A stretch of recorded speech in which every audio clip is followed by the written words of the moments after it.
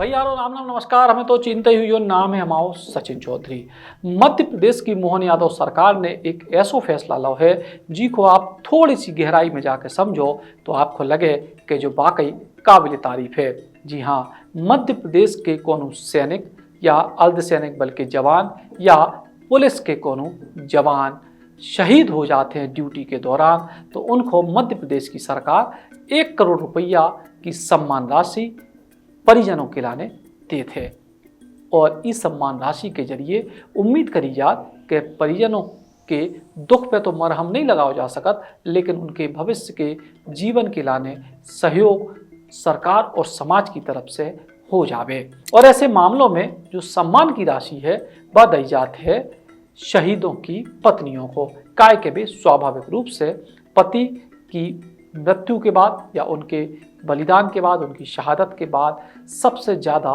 उनको सहयोग की दरकार होते और यही वजह से यह राशि दी जाती। लेकिन अब मध्य प्रदेश की सरकार ने एक और अनूठा फैसला लो है और इसके तहत जो 1 करोड़ रुपया की सम्मान राशि परिजनों को दी जाने उनमें से 50% राशि शहीदों की पत्नियों को दी है और 50% राशि शहीदों के माता पिता को।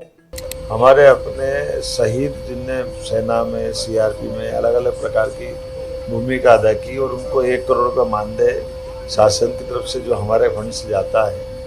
हमने निर्णय किया कि उसको 50% उसकी अपनी श्रीमती को, जो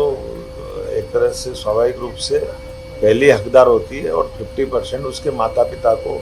ये राशि देंगे, ताकि कई जगह देखा गया कि बाद में बहुत कठिनाई आती है, परिवार में भी दिक्कत आती है, माता पिता या बाकी जो वृद्धजन उनको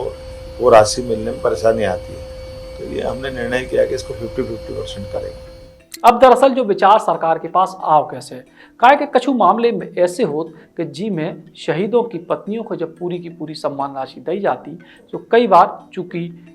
उनको पुनर्विवाह भी हो जात या कई बार वे मायके भी चली जाती और यही वजह से शहीद के निधन के बाद पूरी की पूरी जो सम्मान राशि पत्नी के पास रह जात। और बहुत सारे केस ऐसे आए हैं न केवल मध्य प्रदेश में बल्कि देश में, जब शहीदों के बूढ़े बुजुर्ग माता पिता जिनके 1 या 2 बेटा होते हैं और वे अगर सीमा पे या प्रदेश की पुलिस में कितों न कितों शहीद हो जात तो वे अपने बुढ़ापे की लाठी भी खो देते और अपने गुजर बसर के लाने परेशान होते हैं। और यही वजह से सरकार ने जो फैसला लो कि 50% राशि यानी 50 लाख रुपया शहीद की पत्नी को दिया जाए और 50 लाख रुपया माता पिता को, काय के शहीद की पत्नी और बच्चों को जितना अधिकार अपने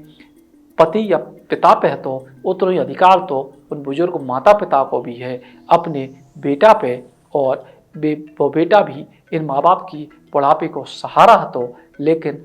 देश के लाने शहीद हो सो उनके सम्मान की राशि को आधे हकदार तो माता पिता भी हैं। मिलिट्री में,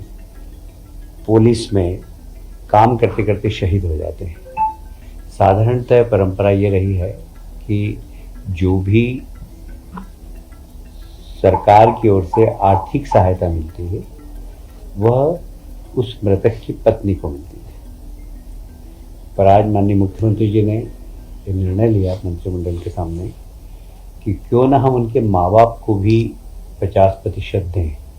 साधारणतः व्यवहारिक रूप से ये होता है कि जो सेना में काम करने वाले,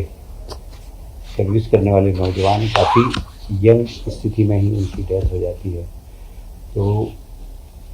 माँ बाप का भी एक ही लड़का होता है, तो जितनी राशि आती है वो उसकी पत्नी को मिलती है, माँ बाप वंचित रह जाते थे। तो ये व्यवहारिक रूप से हमने देखा है, मतलब मैं खुद मैंने देखा इंदौर में 2 परिवार ऐसे थे कि पत्नी पैसे लेके और चली गई, जरा माँ बाप उनके पेरेंट्स को भी गई। मध्य प्रदेश की मोहन यादव सरकार को जो फैसला न केवल शहीदों के सम्मान को और बढ़ावे वालों है बल्कि उन सैकड़ों हजारों बुजुर्ग माता पिताओं के लाने उम्मीद की किरण है जिनके बच्चा सेना में शहीद हो गए या पुलिस में रहकर शहीद हो गए और उन माता पिता के बुढ़ापे की भी इकलौती लाठी हते। Ram Ram. Eklavya University Damoh will guide you towards a bright future. 28 acres of lush green campus, largest campus of Bundelkhand, experienced and dedicated faculty. 50 future-ready courses taught in 12 different schools, separate courts and ground for sport, fully equipped lab and workshop, safe and fully equipped separate hostel for girls.